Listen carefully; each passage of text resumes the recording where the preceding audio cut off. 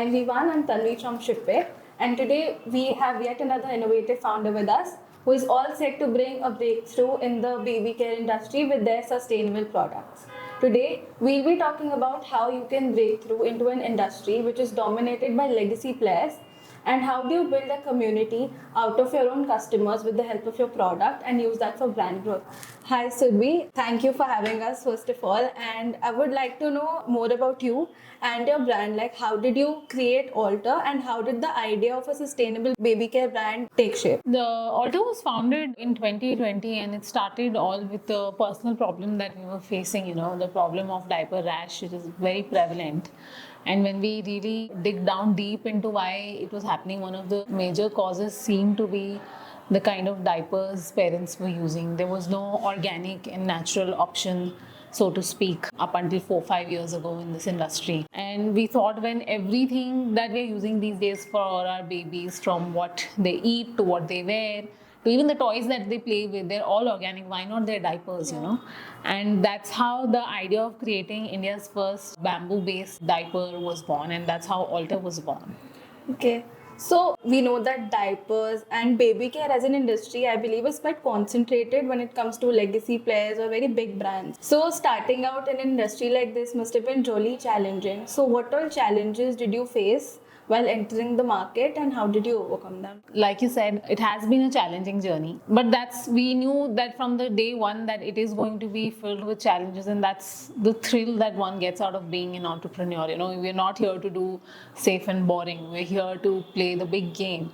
And be it any industry, I think as an entrepreneur, we thrive on encountering problems and creating unique solutions to them. And that is what we also did. When we entered the industry, we didn't think, there's XYZ players or it's this or that. It was just about solving a problem, and whether the problem was big enough to also eventually turn into a successful business. That was very important. So that was the two things that we kind of foresaw and did our analysis on, that A, there is a problem, and B, it is a big enough problem to be commercially viable as a business. So that is the two things that we thought of, and then without too much analysis into who else is there or who else is not there, we delved into it. And today I think I'm proud to say that every new parent, they at least know of Alter diapers, and bamboo diapers as a category has become synonymous with Alter. So that's the place that we've reached. So, in a very short span of time. So we're quite proud of how far we've come. That's really great because it's like I mentioned, it's kind of very hard to get into a market, and positioning yourself in such a short span of time is actually a very great achievement. So like we talked about your brand's mission of giving new parents a more sustainable and clean alternative to conventional diapers. So how did you manage to integrate your brand's mission into the needs of the market? Like, how did you research the market, or what was your go-to market strategy when it came to positioning your brand's mission into the needs of the market? So in terms of positioning our brand, we were very clear we are going to be positioned as a organic and natural brand that works. That's the basic ethos of the brand. It's a high performance consumer products brand that is crafted with natural and organic ingredients. So at no point will we compromise on the performance of the product because we have created something natural, right?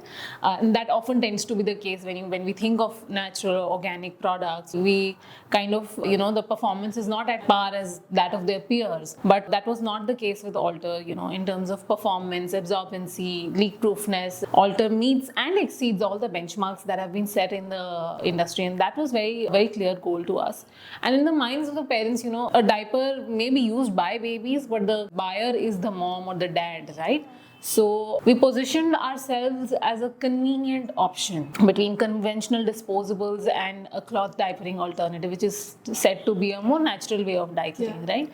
But a lot of parents, myself included, we don't have a lot of time on our hands. We're also always looking for products that make our lives easy and at the same time are very good for our babies. So, we positioned ourselves as, convenient for parents, good for babies. And that's the whole aspect. And anytime we launch any new product also, there are only three things that we consider. First is performance. Second is, how user-friendly it is. And third is the ingredient base. Of course, it always has to have a strong, natural, ingredient base. These are the three things that we always consider. Okay, that's amazing. Also, I'd like to know that when you're building a brand which is innovative and unique, like you mentioned that this wasn't something very common when you came into the market, the sustainable diapers and bamboo-based diapers. So, when you bring a unique product into the market, you need to have an equally unique brand story which resonates with customers. So, what are some elements that you think build a brand story perfectly, which would help them connect with the customer better and resonate with them? And how did your brand story help you in your brand growth and develop that connect and develop a community of parents? So I'd say we went a little bit the other way around, in terms of we didn't focus too much on how aesthetic the brand was, if that's what you mean by brand story. Our brand story was simply, like I mentioned, high performing natural baby care products, and that was the positioning in the most traditional sense of the word. That was the positioning that we went with. We didn't focus too much on creating great brand aesthetics or telling a lot about what a lot of younger brands are doing. Our main focus was on gathering sales, and that's what we just we put our heads down and we worked on getting. The first 2 years was just creating a fabulous product and getting our first set of sales coming through, because in the industry we are in, consumer loyalty is super important, because this is a product that's driven by repeat purchases. So our goal was purely to nail down the product, nail down our operations, nail down our delivery, and I think that became the brand story rather than us having to create one. That became the brand story. Fantastic product, fantastic customer service coupled with great operations, smooth deliveries, and that became the whole brand story. And I always say this to anyone who's starting out their entrepreneurship journey: all of that can come later. You really have to have a great product, and even more than that, you need to have a great product market fit, which I believe we found with Alter, and there was a clear need for something like this. So that, coupled with great customer service, I think then no one can beat you. The aesthetics, the beauty, influencers, they can come. Yeah. And we also did that. Once we nailed these down, then the next step was influencer marketing for us, which really helped us in our community building. Okay. So influencer marketing was a pretty huge aspect of what we did, connecting with a lot of like-minded moms and doing campaigns with them, and really talking about the different aspects of parenting and integrating then subtly our product also. That really helped us kind of reach the right kind of parents for the brand. Okay. So like you talked about retention, like in your, especially your product, retention is very important because Correct. diapers is something people use very regularly. It's Yes. a part of their grocery. So how do you reach out to parents like who have already experienced your product? What channels do you communicate them through? And what channel do you feel is best suited for your brand? Like which channel brought you the most success while engaging with the parents and helping educate them about your product? I think we've explored pretty much everything at this point. Social media, WhatsApps, emailers, lives, webinars, you name it, and we've done it. And I would say a successful retention strategy does not depend on one channel, but is a combination of all of these, and in various proportions. And that being said, for us, definitely, I think WhatsApp has been a key revenue generator, because moms are very active on WhatsApp. They're very active on two places, Instagram and WhatsApp. But on Instagram, they're there to chill.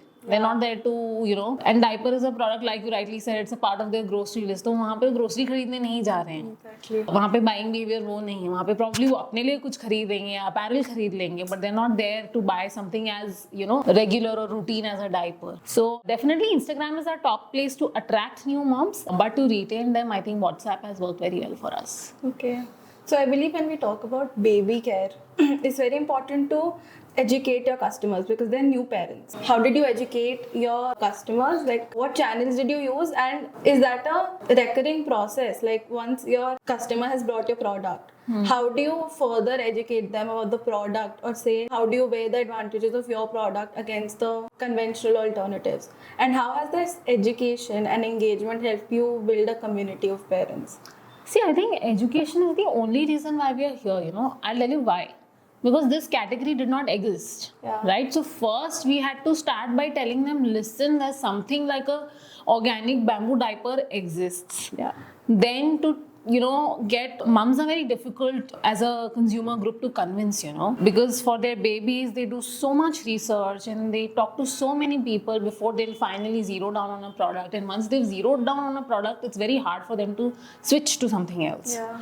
So there's a long process involved. This is not an impulse purchase. This is unlike most other categories where you would impulsively buy a diaper or a baby care is not an impulse purchase. So education played definitely a big role. And when you create a category, right, you have to first educate about that category.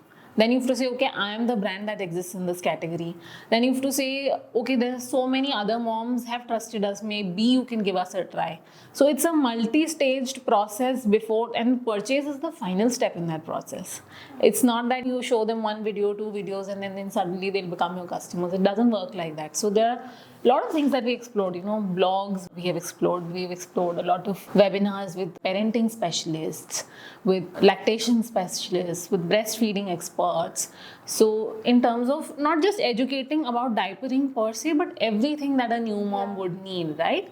In her journey of becoming a mother, because this is one of the first products that she's going to buy. Yes. And there's a whole host of other issues that she's also going to face and need help with. So as a brand, we felt like it was our job to kind of start, helping her out with those issues and then become a safe place for her to kind of come and think and talk about these issues. And in fact, I also do a series called Alternative Parenting because I'm a mom myself.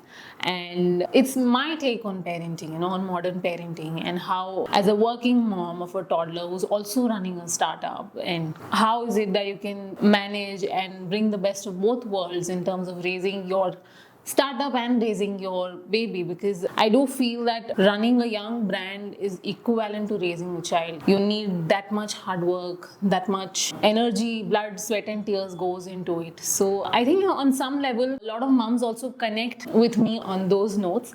And as a founder, I appear in a lot of our ads and our communications because I feel it builds a certain level of authenticity, that if she's using this product for her own son, then it must be good, and I do use this product for my son. He's 3 now, and since the day he was born, he's been using these products. So who better than, myself to tell the story of why these products work? I think the education you imparted early on while starting the product has definitely helped you build that trust within parents. Yes, that's super important. Yes, it's key. And the name Alter, I guess, is very synonymous with this mission to help not just give a sustainable or clean product, but help parents parent in a way. Yes. So that's been, I got to learn a lot from you, and I believe our audience also got to learn a lot from you. Mm-hmm. And you've broken down the process of starting up a brand and running it throughout the years in different stages. So the last question from my end would be, like, one message you'd like to give to other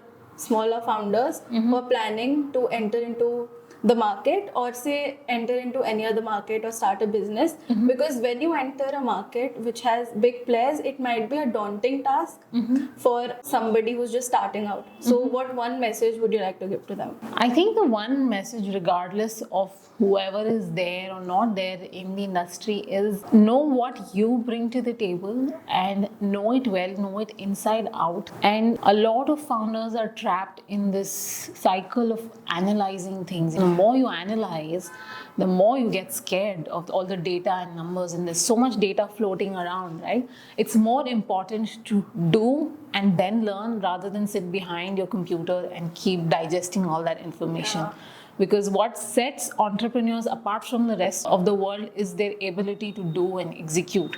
So I think this is my one message to everybody who's on this journey. If your product is right and if you know there's enough scope in it to make money, then just go ahead and do it. Don't wait. Okay.